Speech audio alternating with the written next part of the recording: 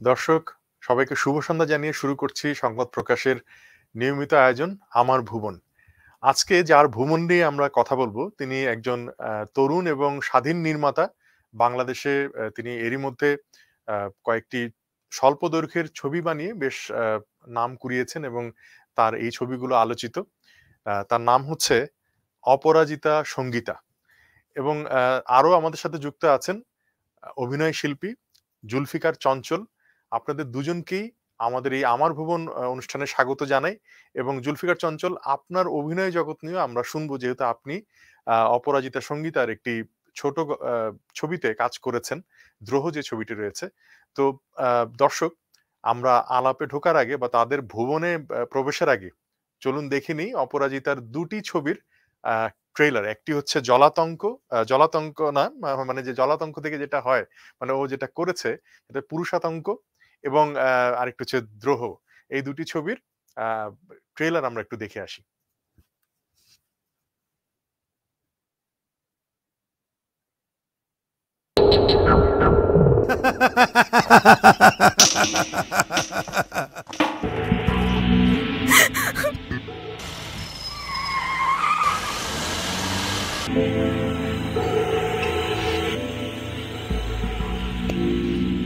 এই এই এই কি করছেন আপনি? কি করছেন? এদিকে কেন আসছেন?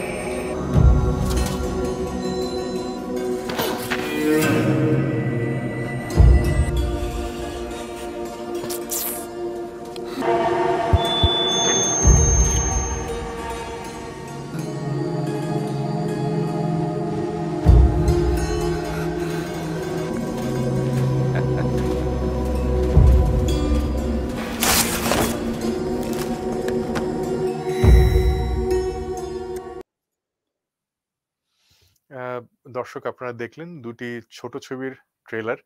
তো প্রথমেই আমি যেতে চাইবো অপরাজিতা সঙ্গীতা আপনার কাছে।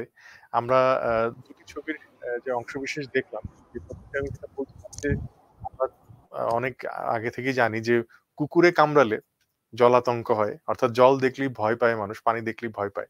সেখান থেকে আপনি পুরুষাতঙ্ক এই যে ছবিটি বানিয়েছেন এবং দ্রোহ, দুটোরই বিষয় এবং আমি যদি বলি কেন্দ্রীয় বিষয় নারী, পুরুষতন্ত্রে বা পুরুষতান্ত্রিক সমাজের ভেতর নারীর অবস্থান। তো এই ভাবনাটি আপনার ভাবনার জগতে কিভাবে আসলে প্রথিত হলো এবং মানে এই ধরনের বিষয়কে কেন্দ্র করে ছবি বানানোর ভাবনা কিভাবে আপনি নিজের ভেতর ধারণ করলেন, সেটা যদি আমাদের জানাতেন। ধন্যবাদ সংবাদ প্রকাশকে আজকের এই আয়োজনের জন্য এবং বিধানদাকে আমাদের আজকে এখানে কথা বলার সুযোগ দেওয়ার জন্য। প্রথমে যদি পুরুষাতঙ্ক থেকে শুরু করি, আপনি অলরেডি বলেছেন যে এই শব্দটা পুরুষাতঙ্ক বলে আসলে বাংলায় কোনো শব্দ নেই। শব্দটা আমি ধার করেছি জলাতঙ্ক থেকে। তো সেখান থেকেই বোঝা যায় যে আমি আসলে কি বলতে চাচ্ছি। আহ, এই ছবিটা করার কথা চিন্তা করেছি যখন মানে ভাবলাম সেটা হলো যে একজন নারী হিসাবে আমি যখন রাস্তায় বের হই, রাস্তাঘাটে চলাফেরা করি, রাত বেরাতে যখন চলাফেরা করি, আহ, মানে সার্বক্ষণিক একটা ভয় কিন্তু মানে শুধু আমাকে না, প্রত্যেক নারীকে তাড়া করে ফেলে যে এই বোধহয় আমি আক্রমণের শিকার হলাম, এই বোধহয় আমাকে হয়রানির শিকার হতে হলো। তো এই যে যে একটা আতঙ্ক, এটা একদম মানে বাসায় থাকলেও কখনো কখনো এবং বাসার বাইরে তো বটেই আতঙ্কটা আমাদের তাড়া করে ফেলে। তো এই যে যে আতঙ্কে আমরা ভুগছি, সেই আতঙ্ক থেকে, এবং আতঙ্কটা কাদের দ্বারা হয়রানির শিকার হওয়ার ভয় বা কাদের দ্বারা আক্রমণের ভয়, পুরুষ দ্বারা। তো সেই জায়গা থেকে আমার এই শব্দটা নেওয়া বা এই ছবির মানে চিন্তাটা আসলো। এই নামটার কারণে অনেক জায়গায় অনলাইনে অফলাইনে এই নামটার কারণেও আমাকে আক্রমণের শিকার হতে হয়েছে। কারণ নামটা থেকেই প্রথমেই আমাদের পুরুষ বন্ধুরা ধারণা করে নেয় যে, এবং যেহেতু আমার নামের সাথে একটা ফেমিনিস্ট ট্যাগ আছে, আমি নিজেকে ফেমিনিস্ট বলে বলি বা মনে করি। তো প্রথমেই মনে করে নেয় যে এখানে বোধহয় পুরুষদেরকে ছোট করা হয়েছে বা পুরুষদেরকে হেয় করা হয়েছে, পুরুষদেরকে অপমান করা হয়েছে, পুরুষদেরকে খারাপ দেখানো হয়েছে। এই কারণে নানান রকম আক্রমণের শিকার আমাকে হতে হয়। কিন্তু মানে ছবিটা যারা দেখেছেন, দেখার পরে প্রত্যেকেরই দৃষ্টিভঙ্গি বদলেছে। এবং যারা প্রথমে দেখার আগে বিভিন্ন প্রদর্শনীতে আমার এই অভিজ্ঞতা হয়েছে যে প্রদর্শনী শুরুর আগে যখন এই আক্রমণগুলো করা হচ্ছে, আক্রমণাত্মক কথা বলা হচ্ছে যে আপনি কেন এরকম নাম দিয়ে ছবি বানালেন, আমি তখন বলেছি যে আচ্ছা ছবিটা দেখেন, তারপরে আমরা ছবিটা নিয়ে কথা বলবো। এবং দেখা গেছে যে ছবিটা যখন শেষ হয় তারপরে তারা বলে যে না, আমরা বুঝতে পেরেছি আপনারা কেন ছবি বানাচ্ছেন এবং আমরা লজ্জিত যে এই ধরনের ছবি আপনাদেরকে বানাতে হচ্ছে। তো আমি আসলে নারী হিসেবে মানে একজন নারীর যে মানসিক ট্রমার মধ্যে দিয়ে আমরা যাই, সেই জিনিসটাই আমি এই ছবির মধ্যে দেখাতে চেয়েছি। কারণ আমি নিজে এই ট্রমার মধ্যে দিয়ে যাই, আমার আশেপাশে আমার বোন, আমার বন্ধু, আমার পরিচিত জন, আমার সহযোদ্ধারা সবাই এই ট্রমার মধ্যে দিয়ে যায়। সেই জিনিসটাই আমি এখানে দেখাতে চেয়েছি। আর দ্রোহ যে ছবিটি, পুরুষাতঙ্ক ছবিটি আমি যখন বানালাম, পুরুষাতঙ্ক ছবি বানানোর পরে যেটা বললাম যে অনেকেই ছবিটি দেখার পরে তারা বলে যে না, আমরা বুঝতে পেরেছি কেন আপনার এই ছবিটি আপনি কেন বানিয়েছেন। তারপরেও কিন্তু কিছু কিছু মানুষ থেকে যায়, তারা বলে যে ভালো কি কোথাও নাই, আপনি কেন আপনারা ট্রমায় ভুগেন। তো এই সব প্রশ্ন থেকে এবং আমার মনে হলো যে শুধু মানসিক ট্রমার কথা না, মানসিক ট্রমা ছাড়া আসলে বাস্তবে কি কি হচ্ছে, কি কি ভাবে একজন নারী হয়রানির শিকার হচ্ছে বা কোথায় কোথায় তাকে বাধা দেওয়া হচ্ছে, কোথায় তাকে কিভাবে প্রত্যেকটা প্রফেশনে একদম নিম্নবিত্ত থেকে শুরু করে একদম উচ্চবিত্ত পর্যন্ত প্রত্যেকটা প্রফেশনে সাংস্কৃতিক পরিমণ্ডলে কিভাবে একজন নারীকে বাধাগ্রস্ত করা হচ্ছে বা একজন নারীকে কোন দৃষ্টিতে দেখা হচ্ছে, সেটাও তো একজন নারী হিসেবে আমি প্রতিনিয়ত ফেস করছি। এবং আমার আশেপাশে আমার পরিচিত জনেরা, অন্য নারীরা ফেস করছে, সেই গল্পগুলো আমি প্রতিদিন শুনছি। তো সেই জায়গা থেকে আমার মনে হলো যে আমি আমার সিনেমার মাধ্যমে আমি সেই জিনিসটা তুলে ধরতে চাই। সেই কারণে দ্রোহ মানে পুরুষাতঙ্কের পরে দ্রোহ সিনেমাটি আমি তৈরি করলাম। জি, ধন্যবাদ অপরাজিতা আপনাকে। আমরা আসলে পুরুষ হিসাবে মানে যখন আমরা রাস্তাঘাটে হাঁটি, বিশেষ করে ঢাকা শহরের রাস্তাঘাটে ফুটপাতে হাঁটি, তখনই যে পরিমাণ ধাক্কা এবং যে পরিমাণ আসলে অপ্রশস্ত পথ এবং সেখানে মানব বিষ্ঠা এবং তরলের আক্রমণের মানে মধ্যে পড়তে হয়, এই ধরনের অভিজ্ঞতা, সেই অভিজ্ঞতার ভেতর দিয়ে পুরুষরাই অনেক পুরুষরাই আসলে অস্বস্তি এবং আসলে এক ধরনের বিবমিশা জাগে। তো সেই ক্ষেত্রে একজন নারীর তো আরো অনেক বেশি, কারণ নারী রাস্তায় বেরোলেই এক ধরনের আক্রমণের শিকার হয় এবং এই আতঙ্কটা হওয়া, যেই আতঙ্কের কথা বলছেন সেটা কিন্তু অমূলক নয়, বরঞ্চ আসলে আমরা অনেক সময় পুরুষরা সেটা দেখেও না দেখার ভান করে থাকি। আপনাদের মানে এই যারা আসলে নারীরা এগিয়ে আসছেন এই ছবি তৈরি করার ক্ষেত্রে, অনেকেই বলে থাকে যে পুরুষের চোখ দিয়ে নারীর ছবি বানানো সম্ভব নয়, নারী একমাত্র নারীর চোখ দিয়ে ছবি বানাতে সক্ষম হয়। তো আমরা জুলফিকার চঞ্চল, আপনার কাছে যেতে চাইবো যে একজন অভিনেতা হিসেবে, অভিনয় শিল্পী হিসেবে অপরাজিতা যেভাবে তার ভাবনার জগৎ থেকে নারীকে ফুটিয়ে তুলতে চায় বা নারীকে দেখতে চায় বা নারীকে আসলে মানুষের সামনে তুলে ধরতে চায়, সেই রকম একটি প্রজেক্টে আপনি কাজ করেছেন, আপনার অভিজ্ঞতা যদি জানাতেন আমাদের। আসলে ধন্যবাদ সংবাদ প্রকাশকে আমাকে কথা বলার সুযোগ দেওয়ার জন্য। অপরাজিতা সঙ্গীতার সাথে আমার বেশ কয়েক বছর আগে আমার পরিচয় অন্য একটা ফিল্মে কাজ করতে গিয়ে, সেখানে সে আমার বেশ কিছু ছবি তুলেছিলেন, স্টিল ছবি। তো যখন আমাকে আসলে এই ছবিটার কথা বললো যে কাজ করতে হবে, আমি একটু নামটা শুনে এবং গল্পটা শুনে একটু কনফিউশনে ছিলাম যে আসলে কি করতে যাচ্ছি। তো যাওয়ার পরে শুটিং স্পটে আমরা করেছিলাম এটা পদ্মার পারে, হ্যাঁ, দুহারে করছি। যেহেতু আমার সাথে সঙ্গীতের সাথে খুব ভালো একটা রিলেশন আছেন, সে কারণে আমার আসলে কোনোটাই আসলে আমার না করার কোনো ওয়ে ছিল না, বা কি বলবো, যে সবসময় একটা শ্রদ্ধাবোধের একটা জায়গায় কাজ করতো, যে আমরা একজন আরেকজনের সাথে সহযোগিতা করে কিছু কাজ করব। তো আমরা ওখানে দুহারে গেলাম। যাওয়ার পরে সকালবেলা যেটা দেখলাম, যে সে বিশাল একটা আয়োজন করে বসে আছে একটা বাড়িতে, তার প্রপস কি কি লাগবে না লাগবে এইগুলি নিয়ে। আমি আসলে তখন তো হয়ে গেলাম যে ও কি করতে চাচ্ছে আসলে, একটা চরের পদ্মার চরের মধ্যে কি করবে, আবার এইরকম আয়োজন। তো আমার এক বন্ধু যে ওখানে ক্যামেরা চালাইছে, ওরা জিজ্ঞাসা করলাম যে শোনো, কি করবে সে। তো তো দেখি কি করে। ও একটু ইন্ট্রোভার্ট টাইপের, একটু কথা কম বলে, হ্যাঁ, ছোট ছোট করে উত্তর দেন। তো বলে দেখি করবে, ভালো কিছু একটা করবে। তারপর যাই হোক, আমরা ওখান থেকে মৈনট ঘাট, আপনি চিনেন কিনা আমি ঠিক জানি না, দোহার মৈনট ঘাট দিয়ে পদ্মার ওই পারে চরে চলে গেছিলাম আমরা একটা নৌকা নিয়ে। ধু ধু চর চারিদিকে, ওখানে সব সেটের আয়োজন হচ্ছে। সে এক ভয়াবহ পাগলামি। হ্যাঁ, এটা আসলে বলতে বোঝানোর মতো খুব কষ্টকর, হ্যাঁ, না থাকলে বলে। তো দেখলাম যে আসলে একটা গল্পকে কথা বলানোর জন্য আমরা আসলে অনেক সময় বুঝে সারতে পারি না যে আহ, একটা পরিচালক বা যে লিখে বা যার ভাবনাটা, ওই ভাবনাটা একটা জায়গায় বাস্তব রূপান্তর করার জন্য সে কি চেষ্টা, এটা আসলে আমরা ওখানে দেখে আমার কাছে খুব ই লাগছে যে এত কষ্ট করতে পারে। আর বিশেষ করে এটা খুবই সত্যি কথা, সরি বলে নিচ্ছি আগেই সঙ্গীতের কাছে, যে একটা মেয়ে হয়ে এরকম একটা চরে ও যেভাবে আহ, আপনার গিয়া প্রফ বা ছেদ সাজানো, হ্যাঁ, এবং এই সে বালুর উপরে বুঝেন সূর্যের তাপের কি গরমটা হতে পারে, সেখানে একটা শেড বানানো আর্টিস্টদের জন্য, অথচ সে বসতে পারছে না। আমরা ওখানে বসে বসে দেখতেছি যে ও খালি দৌড়াচ্ছে বালুর উপরে। একটা মানুষ আমরা নিজেরাই পুরুষরাই অনেক সময় দেখা যায় যে আহ, আহ, বালুর মধ্যে এতক্ষণ দৌড়াতে পারবো না, খুব কঠিন জায়গা।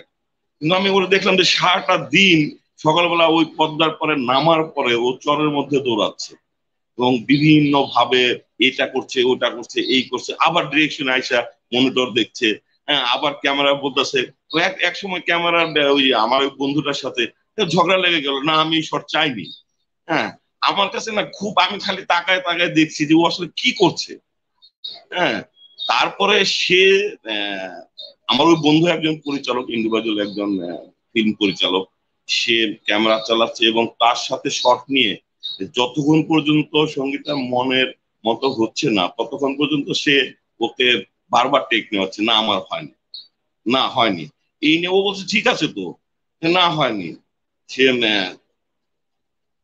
সে যে আদায় করার যে এটা শট, এবং তার মনের মতো করে এগুলি দেখে না আসলে আমরা খুবই আমরা নিজেরাও আলোচনা করছি ওখানে বসে, যে ও কিভাবে সম্ভব, এই যে ও- আহ, পুরুষদের সাথে যুদ্ধ করে একটা মেয়ে স্টাবলিশ ভাবে একটা ইন্ডিভিজুয়ালি পরিচালনা বা বাস্তবের কাছাকাছি যাওয়া, একটা গল্পকে যে দেখাতে চাচ্ছে সেই জায়গাটা যাওয়া, ও পারবে। খুব কনফিউশনে ছিলাম যে পারবে, ও যেভাবে চাচ্ছে সেভাবে কি হচ্ছে। আমরা এগুলি নিয়ে আলাপ করতাম।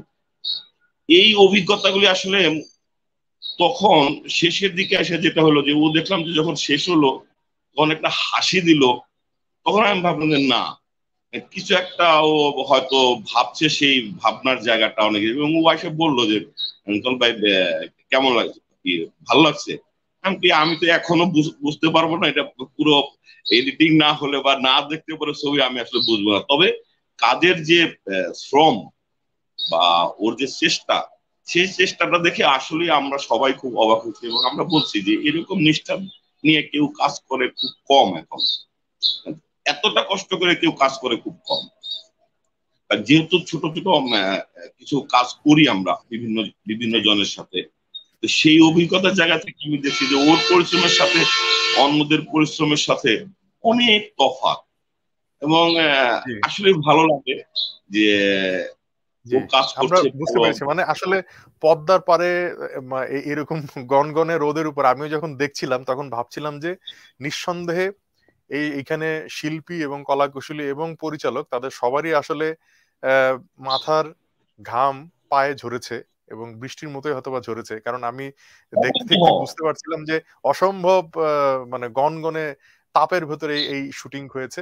তো অপরাজিতা, হ্যাঁ আপনার কাছে জানতে চাইবো যে আহ, নারী নির্মাতা হিসাবে নয়, মানে আমি আসলে প্রশ্নটা এইভাবে করতে চাই যে নির্মাতা হিসাবে আমাদের দেশে স্বল্প দৈর্ঘ্য চলচ্চিত্র নির্মাণের যে সুযোগ বা স্কোপ যদি বলি, বা প্রতিবন্ধকতার কথা যদি বলি, সম্ভাবনার কথা যদি বলি, তাহলে এই সব মিলিয়ে একজন স্বল্প দৈর্ঘ্য এবং স্বাধীন নির্মাতা হিসাবে আহ, আপনি কেমন দেখতে পান, মানে কেমন সম্ভাবনা দেখতে পান, সংকটের জায়গাগুলো কি রয়েছে, আহ, আপনি কিভাবে আসলে একে পরিমাপ করে সামনে এগোন এবং অন্যরা কিভাবে এগোয়? ধন্যবাদ। প্রথমত হলো যে স্বল্প দৈর্ঘ্য চলচ্চিত্র নির্মাণ বিষয়টাই আমার কাছে মনে হয় এক ধরনের একটা যুদ্ধ। কারণ পূর্ণদৈর্ঘ্য চলচ্চিত্র যখন নির্মাণ করা হয় তখন সেটা বিভিন্ন মাধ্যমে, মানে চলচ্চিত্র নির্মাণ তো একটি ব্যয়বহুল মাধ্যম, শিল্পের তো বিভিন্ন মাধ্যম আছে, কিন্তু এই মাধ্যমটার সমস্যাটা হলো যে এটা ভীষণ ব্যয়বহুল একটা মাধ্যম। চলচ্চিত্র নির্মাণ করতে গেলে টাকা খরচ করতে হয়। তো সেই জায়গা থেকে, এবং স্বল্প দৈর্ঘ্য চলচ্চিত্র নির্মাণের আরো যেটা চ্যালেঞ্জ সেটা হলো যে স্বল্প দৈর্ঘ্য চলচ্চিত্রে সাধারণত যে টাকাটা খরচ করা হয় সেই টাকাটা ফেরত আসে না, সেই ফেরত আসার সম্ভাবনা খুবই কম। কারণ স্বল্প দৈর্ঘ্য চলচ্চিত্র কোনো সিনেমা হলে দেখানো যায় না। স্বল্প দৈর্ঘ্য বাণিজ্যিক ভাবে চলচ্চিত্র কোনো বাণিজ্যিকভাবে, ব্যবহার নেই। হ্যাঁ, কোনো ব্যবহার নেই। সো যে টাকাটাই খরচ করা হচ্ছে এই টাকাটাই আসলে একরকম বলা যায় যে পানিতে ফেলে দেওয়া এই জলে টাকাটা। ফেলে দেওয়ার মতো। হ্যাঁ, তো সেই জায়গা থেকে ধরেন একজন মানুষ একবার, দুবার, তিনবার হয়তো টাকা পানিতে ফেলতে পারে, কিন্তু আমরা যারা স্বাধীন চলচ্চিত্র নির্মাতা কেউই তো ওরকম, আমরা আমাদের অঢেল টাকার মালিক আমরা না, বরং আমরা সবাই খুবই গরিব মানুষ, খুবই দরিদ্র। তো সেই জায়গা থেকে প্রডিউসার পাওয়াটা কঠিন হয়ে যায়। কেউই যারা চলচ্চিত্রের প্রযোজনার সাথে থাকেন বা আসেন, প্রডিউসার খুঁজতে গেলে, গল্প বলতে গেলে প্রথমেই বলে হ্যাঁ আপনাকে প্রডিউস করতে কোনো সমস্যা নাই, কিন্তু টাকাটা রিটার্ন আসবে তো। তো যখনই টাকাটা রিটার্ন আসবে আচ্ছা, তো এই এই কথাটা বল। অপরাজিতা, আমি আপনাকে এই জায়গাটা একটু থামাতে চাই। সেটা হচ্ছে যে মানে সরকারি অনুদান তো দেওয়া হয় স্বল্প দৈর্ঘ্যের ছবি তৈরি করার জন্য। এইটা নিয়ে যদি একটু কিছু বলতেন যে সত্যি সত্যি যারা ছবি বানাতে চায়, যারা সত্যিকারের মেধাবী, যাদের চলচ্চিত্রের প্রতি বা স্বল্প দৈর্ঘ্যের চলচ্চিত্রের প্রতি প্রেম আছে, তারা অনুদানটা পান কিনা? একেবারে পান না সেটা আমি বলবো না, কিন্তু সেই অনুদান প্রক্রিয়া নিয়ে তো অনেক কথা বলার জায়গা আছে। যে প্রক্রিয়ায় অনুদান দেওয়া হচ্ছে, যাদেরকে অনুদান দেওয়া হচ্ছে, কতটুকু আসলে প্রপার মানুষের কাছে যাচ্ছে, এবং যে ছবিগুলো অনুদান, ধরেন নানান রকম আমরা এখন তো আবার মানে নানান ধরনের জটিলতা আছে, ডিজিটাল সিকিউরিটি অ্যাক্ট আছে, কথা বলতেও ভয় লাগে যে কোন কথার জন্য আবার কোন কথায় মামলা হবে। অলরেডি একবার আমার নামে একবার মামলা হয়েছে, সো এখন একটু ভয়ও লাগে। তারপরেও বলি, এটুকু না বললে তো নিজের কাছেও আসলে আয়নার দিকে তাকানো যায় না। সেটা হলো যে অনুদান প্রক্রিয়া যেটা, মানে যেটা চলছে সেটা আপনিও জানেন, আপনিও আমাদেরই মানুষ, যে সেই প্রক্রিয়াটা কি স্বচ্ছ? যাদের যেভাবে যে প্রক্রিয়ায় যারা অনুদান পাচ্ছে, সঠিক মানুষকে অনুদান পাচ্ছে? এই কিছুদিন আগে আমাদের খুব আলোচনা হচ্ছে পূর্ণদৈর্ঘ্য ছবির অনুদান নিয়ে। আমি নামই বলি, আমাদের সিনিয়র নির্মাতা অমিতাভ রেজা চৌধুরী, উনি বলেছেন অনুদানের টাকা ফেরত দিবেন, কারণ যার গল্প নিয়ে কাজ হচ্ছে সেই গল্পের চুক্তি করার ক্ষেত্রে এখন সমস্যা হচ্ছে। এখন আমার প্রশ্নটা হলো যে আমি যতটুকু জানি অনুদান পাওয়ার জন্য স্ক্রিপ্ট রাইটারের সাথে লিখিত চুক্তিপত্র থাকতে হয়, সেই পেপারসটা জমা দিতে হয়। তো সেই পেপারস ছাড়া, লিখিত পেপারস ছাড়া আসলে অনুদান পেলেন কি করে? এই প্রশ্নটা আমি তুললে আমি জানি এটার, এই প্রশ্ন তোলার জন্য অনেক অনেক না, ধরনের না, প্রশ্ন প্রশ্ন ঠিক, মানে আমরা তো আসলে ওইরকম মানে মিডিয়া ট্রায়ালে বসিনি। এটা উনি হয়তোবা জবাব দিতে পারতেন আমাদের সাথে হ্যাঁ, থাকলে। আমি উনি আমি যেহেতু মিডিয়া নাই, ট্রায়ালে আমরা এই দিচ্ছি না, প্রসঙ্গটায় আমি, হ্যাঁ, আমি এই জাস্ট হলো, প্রসঙ্গটা আসলে সেটা না। আমি আমি বলছি যে জাস্ট অনুদান, যে যারা ধরুন, আমি জানতে চাইছি যে যাদের জন্য অনুদানের যে দর্শনটা, অনুদানের দর্শন হলো যারা, আপনি যে কথাটা বলছিলেন যে যেই টাকা আসলে কখনোই ফিরে আসার কোনো সম্ভাবনা নেই, একেবারেই পানিতে ফেলে দেওয়ার মতো, মানে অর্থাৎ আপনি শিল্প চর্চাটাই করতে চান, মুনাফা চর্চা করতে চান না, তাদেরকেই আসলে অনুদানটা দেওয়া উচিত। মানে বিষয়টা তো তাই। কিন্তু আমরা দেখলাম যে যারা কমার্শিয়াল ফিল্ম বানান তাদেরকে এবার অনুদান দেওয়া হয়েছে, হয়তোবা সেখানে মহামারীর কথা বলা হবে, করোনার কথা বলা হবে, সেটা ঠিক আছে। কিন্তু ধরুন অনুদানের সরকারি অনুদান পেলাম না, বা পাওয়া হলো না কোনো কারণে। কারণ আপনি বলছেন সেখানে স্বচ্ছতার অভাব আছে, প্রচুর দেন দরবার করতে হয়, অনেক লবিং, পুশিং এগুলো যারা আসলে সত্যিকারের শিল্প চর্চা করেন তাদের পক্ষে অনেক সময় এগুলো করা সম্ভব হয় না। তাহলে তাদের ক্ষেত্রে আসলে নতুন ছবি যারা বানাবেন, নতুন স্বপ্ন যারা দেখেন, স্বাধীন নির্মাতা তারা কিভাবে নিজেদের মতো করে ফান্ড রেইজ করে কাজ করতে পারেন? আপনার কোনো আ বুদ্ধি আছে কিনা তাদের জন্য বা পরামর্শ আছে কিনা? আমার যেটা মনে হয়, আমি একটু এখানে আরেকটু অ্যাড করে যাই, না হলে একটা ভুল বোঝাবুঝি তৈরি হতে পারে। আমি যে কথাটা বলছিলাম সেটা আসলে শুধু একটা উদাহরণ দিচ্ছিলাম, সেটা ব্যক্তি কোনো নির্মাতাকে মানে জি, অমিতাভ রেজাকে নিয়ে নয়, সেটা আমি জি, বলছিলাম প্রক্রিয়াটা নিয়ে। যে এই যে জি। প্রক্রিয়াটা আমি যেহেতু প্রক্রিয়ার স্বচ্ছতা নেই সেই জন্য সেই কথাটা বললাম, সেই কারণে আমার এই উদাহরণটা দেওয়া, যে কোন প্রক্রিয়ায় আসলে অনুদানটা দেওয়া হয়। তো অনুদান তো সেই কারণে আসলে আমরা আহ সেখানে সেই কথা বলার সুযোগ আছে যে আসলে সঠিক প্রক্রিয়ায় সঠিক মানুষের কাছে যাচ্ছে কিনা, বা গেলেও অনেক অনুদান আমরা দেখছি যে অনুদান পেয়েছে কিন্তু সেই চলচ্চিত্রগুলো নির্মাণ হয়নি, কতগুলো ছবি অনুদান পাচ্ছে আর হ্যাঁ, কতগুলো অনেকেই। হ্যাঁ। কমপ্লিট ছবি আমরা দেখছি যে না সেই ছবিগুলো কমপ্লিট হয়েছে। তো সেই জায়গাটাতে আসলে আমার একটা হতাশা আছে। আর যে প্রশ্নটা আপনি করলেন যে কি হতে পারে, একটা আমরা মাঝখানে দেখেছিলাম যে একটা গণ অর্থায়নের একটা মানে শুরু হয়েছিল যে গণ অর্থায়নের মাধ্যমে চলচ্চিত্র নির্মাণ, কিন্তু সেটাও আসলে খুব বেশি আগায়নি। আমার কাছে মনে হয় যে যেহেতু এইটা মানে এখানে মুনাফার জন্য ছবি নয়, শিল্পের জন্যই করা এবং সমাজের একটা পরিবর্তনের জন্য করা। আমি যদি আমার ছবিগুলোর কথা বলি, আমি কোনো মুনাফার জন্য আমার ছবিগুলো করছি না, আমি আমার সমাজে একটা পরিবর্তন দেখতে চাই, সেই পরিবর্তনের জন্য আমি আমার ছবিগুলো নির্মাণ করছি। তো সেই জায়গা থেকে গণ অর্থায়ন একটা ভালো মাধ্যম হতে পারতো বা এখনো হয়তো হতে পারে। আর এছাড়া হলো যে আসলে নিজেদের জায়গা থেকে চেষ্টা করা যে আমার ছবিগুলো আমি নিজে তৈরি করেছি। বাইরে কারোর উপর নির্ভর করে প্রোডিউসারের জন্য বসে থেকে নির্মাণ করতে গেলে সেইটা আসলে আমাদের বর্তমান প্রেক্ষাপটে খুব কঠিন ব্যাপার। তো সেই জায়গা থেকে সেই কারণে যে নিজেরা এবং যদি একটা টিম ওয়ার্ক করা যায়, যেমন এখানে চঞ্চল ভাই আছেন, আমি চঞ্চল ভাইয়ের কথা এটুকু না বললেই নয়। চঞ্চল ভাই এখানে আমার রিভোল্ট ছবিতে শুধু একজন আর্টিস্ট হিসাবেই ছিলেন না, উনি আমার একজন বন্ধু হিসেবে ছিলেন। উনি আমাকে অন্যান্য কাস্টিং এর ক্ষেত্রে সহযোগিতা করেছেন এবং এই দ্রোহ ছবিটি যে আমরা নির্মাণ করেছি, যারা দ্রোহ ছবিতে কাজ করেছেন, ক্যামেরার পিছনে যারা অভিনয় করেছেন, টেকনিক্যালি ক্ষেত্রে যারা কাজ করেছেন, প্রত্যেকের কাছ থেকে আমি সহযোগিতা পেয়েছি। ওনারা যে যতটুকু সম্মানই ডিজার্ভ করেন বা ওনারা যে সম্মানই পান, সেটা যদি আমাকে বলতেন, চঞ্চল ভাই যদি আমাকে বলতেন যে সঙ্গীতা আমি তো এত টাকার নিচে কাজ করি না, তাহলে আমি ওনাকে হয়তো অ্যাফোর্ড করতে পারতাম না। এরকম প্রত্যেকেই মানে সবার এই মানসিকতাটা এখানে ছিল যে না, একটা স্বল্প দৈর্ঘ্য চলচ্চিত্র, এটা একটি বাণিজ্যিক কোনো ছবি না এবং এখানে কোনো মুনাফা হবে না, এই টাকাটা আসলে যে টাকাটা খরচ হচ্ছে এটা পানিতে যাচ্ছে, এইটা শুধুমাত্র একটা সমাজের পরিবর্তন আনার জন্য একটি মেসেজ নির্ভর চলচ্চিত্র, একটি শিল্প নির্ভর চলচ্চিত্র। সেই জায়গা থেকে সবাই কিন্তু আমাকে সেই সাপোর্টটা করেছে, সেই কারণে এই ছবিটা আমি নির্মাণ করতে পেরেছি। তো আমার কাছে মনে হয় যে আহ নির্মাতার পাশাপাশি এই মাধ্যমে যারা কাজ করছেন সবাই যদি বিষয়টাকে ওইভাবে দেখেন যে না, এটা কোনো বাণিজ্যিক কোনো কাজ না, সেই সাপোর্টটা যদি থাকে তখনও আমাদের মতো নির্মাতাদের জন্য সহজ হয় সেই চলচ্চিত্রটি নির্মাণ করা। জি, মানে আরেকটি হলো হ্যাঁ, জি, বলুন, বলুন। আরেকটি হলো যে আহ, ওইভাবে ধরেন টাকা রিটার্ন আসবে না, কিন্তু কিছু প্রদর্শনীর ব্যবস্থা যদি করা যায়, কিছু যদি প্রদর্শনী হয়, সেটা হোক একেবারেই সামান্য কিছু টাকা যদি সেখান থেকে আসে, বা ধরেন এর আগে আমরা বিভিন্ন জায়গায় প্রস্তাব করেছিলাম, আমি সহ আমাদের আরো বিভিন্ন যারা শর্ট ফিল্ম নির্মাণের সাথে যুক্ত বন্ধুরা, যে ধরেন সিনেমা হলে যদি একটি স্লট চালু করা যায় যে ঠিক আছে 8 মিনিটের একটি ছবি দেখা যাবে না, কিন্তু 8 মিনিটের 8টা ছবি নিয়ে তো একটা স্লট করা যেতে পারে।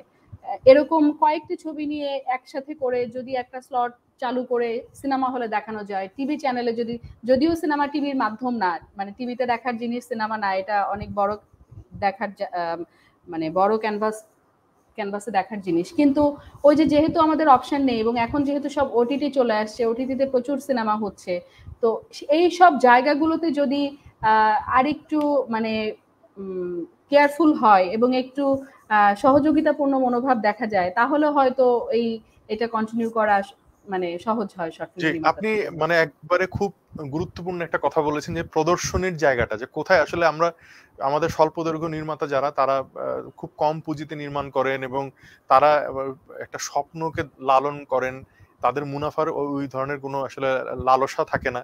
তারা শিল্পকেই তুলে ধরতে চান, সেই কারণে তারা আসলে এমন একটি শিল্প সৃষ্টি করতে চান যেটা সৃষ্টি করার পর একটু ন্যূনতম কেউ যেন একটু দেখে সেটার একটা অ্যাপ্রিসিয়েশন, একটু দেখে বললো যে এই ছবিটি তোমার ভালো হয়েছে বা খারাপ হয়েছে, ন্যূনতম এই অ্যাপ্রিসিয়েশনের জন্য একটা জায়গা দরকার হয়। যে জায়গাটা আসলে আপনি ঠিকই বলেছেন, সেটা হতে পারে একটি প্রেক্ষাগৃহ, ছোট প্রেক্ষাগৃহ, যেটা আসলে ইউরোপে আর্ট হাউস নামে পরিচিত। সেই ধরনের আর্ট হাউস কিন্তু বাংলাদেশে আসলে এখনো পর্যন্ত সেই ধারণাটা নেই, সেভাবে গড়ে ওঠেনি। তো আমি একদমই না। চঞ্চল ভাইয়ের কাছে যেতে চাইবো, যে জুলফিকার চঞ্চল, আপনার কাছে আহ বাংলাদেশে যারা অভিনয় করেন এবং আমরা জানি যে কেউ কেউ সিরিয়াস ধারার অভিনেতা এবং তারা অভিনয় করতে করতে একটা সময় বাণিজ্যিক ছবিতে এমন ভাবে ঢুকে পড়েন তারা আসলে আর ওই সিরিয়াস ধারার অভিনয়ে ফিরে আসতে পারেন না। যেমন আমি যদি হুমায়ুন ফরিদির কথা বলি, যে উনি একসময় খুব দুর্দান্ত অভিনেতা এবং খুব চমৎকার চমৎকার সব কাজে অভিনয় করেছেন, কিন্তু একটা পর্যায়ে উনি বাণিজ্যিক ধারায় এমন ভাবে মিশে গেলেন যে তিনি আর ওই আগের ধারায় অতটা ফিরে আসতে পারেননি, যদিও শেষ দিকে হয়তোবা কিছু কাজ নাটক আমরা দেখেছি। তো এই যে যারা অভিনয় শিল্পী রয়েছেন তারা এই ছোট ছোট ছবিগুলোর ব্যাপারে কতটুকু সিরিয়াস বা কতটুকু আসলে তারা, আমি যদি বলি যে আহ, কতটুকু তারা বোধ করেন বা আপন মনে করেন যে না এই ছবিগুলোকে আসলে পেট্রোনাইজ করা দরকার বা এই ছবিগুলোকে একটু আমরা কাজ করে দিই, সহযোগিতা করা দরকার, এই ধরনের মানসিকতা আছে কিনা বা থাকলে কতটুকু আছে?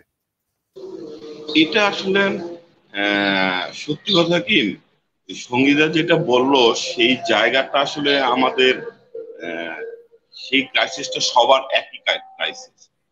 আপনি তো জানেন যে আমাদের দেশে একটা শিল্পীর আসলে বেঁচে থাকা, শিল্পীর, আমি নট অভিনেতা অভিনেত্রী বলছি, আমি বলছি একটা শিল্পী যে শিল্পটাকে নিয়ে দীর্ঘদিন চর্চা করছে বা সে লালন করে তার এই ভাবনার মধ্যে সবকিছু যে পজিটিভলি সামাজিক, দেশাত্মবোধ যা বলেন, যাদের এই ভাবনাটা আছে সব মিলে যে শিল্পী, সেই শিল্পীর সংখ্যা আসলে আমাদের কমে যাচ্ছে।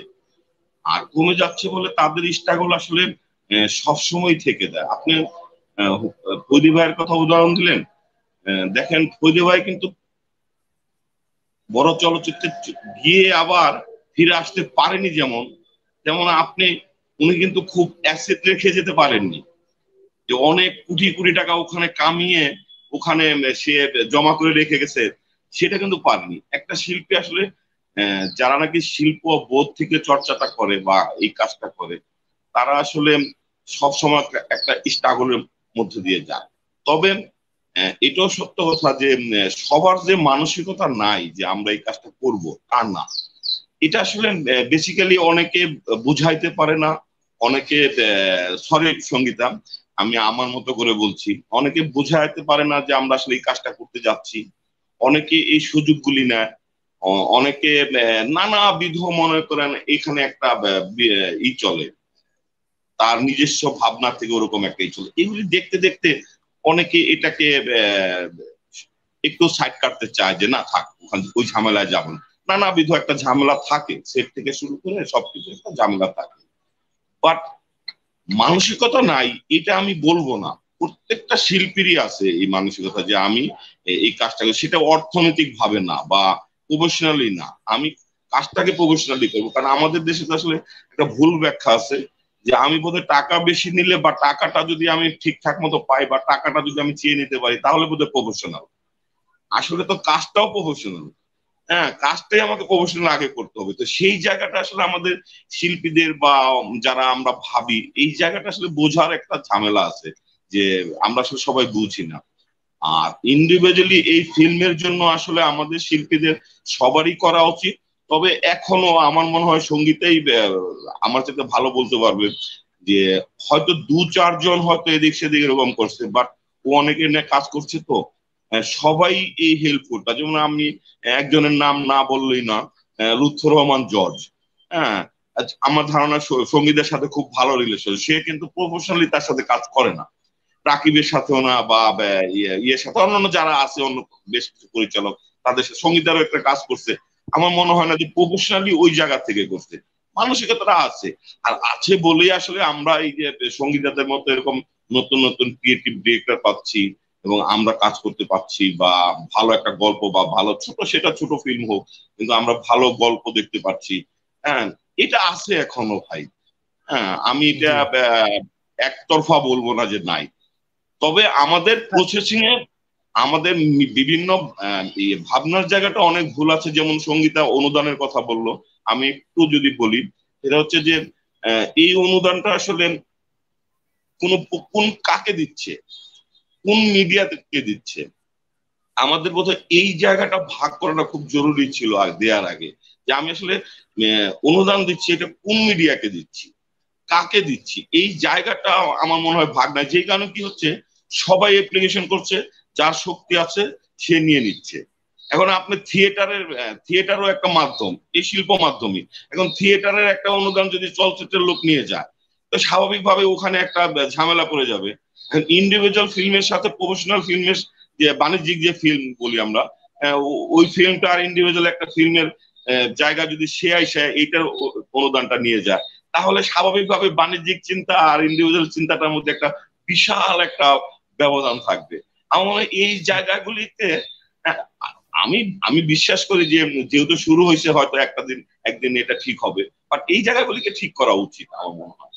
জি, এটা আপনি আমার ঠিকই একান্ত। বলেছেন যে ইন্ডাস্ট্রিতে যে সমস্ত ফিল্ম, কমার্শিয়াল ফিল্ম হয় আর ইন্ডিপেন্ডেন্টলি যে সমস্ত মানে ইন্ডি ফিল্ম তৈরি হয়, সেগুলোর মধ্যে আকাশ পাতাল তফাৎ থাকে। কারণ সেটার মোটিভটাই ভিন্ন হয়।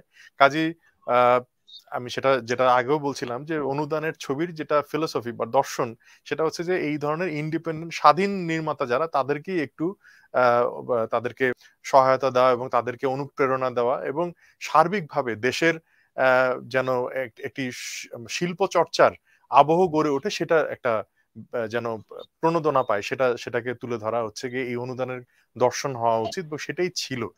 অপরাজিতা, আমরা খুব শেষ পর্যায়ে আপনার কাছে শুধু দুই এক লাইনে জানতে চাইবো যে স্বাধীন চলচ্চিত্র নির্মাতা যারা ইদানিং, আমি জানি না, আমার কাছে এক ধরনের প্রবণতা আমি দেখতে পাচ্ছি, সেটি হচ্ছে কোন রকমে একটি ছোট ছবি বানিয়ে নির্মাতা তকমা অর্জন করার জন্য একটা ছোট ছবি বানানোর পর সেটিকে কোন রকম কোন একটি চলচ্চিত্র উৎসবে পাঠিয়ে দেওয়ার একটা হিড়িক চোখে পড়ছে আমার। মানে এই বিষয়টি কি আপনার খেয়ালে বা নজরে পড়েছে কিনা? নজরে তো পড়েছেই, এবং আরো যদি আরেকটু যদি স্পেসিফিক করি, তাহলে এখন ঘটনা যেটা হয়েছে, যে ধরেন প্রত্যেকের হাতে একটা স্মার্টফোন আছে, এবং যার হাতে একটা স্মার্টফোন আছে তার একটা ইউটিউব চ্যানেল আছে। ইউটিউব চ্যানেলে আপনি যদি শর্ট ফিল্ম লিখে সার্চ দেন, প্রচুর প্রচুর মানে কন্টেন্ট আপনি দেখবেন, যেগুলোকে শর্ট ফিল্ম লিখে লিখে মানে পোস্ট করা হচ্ছে।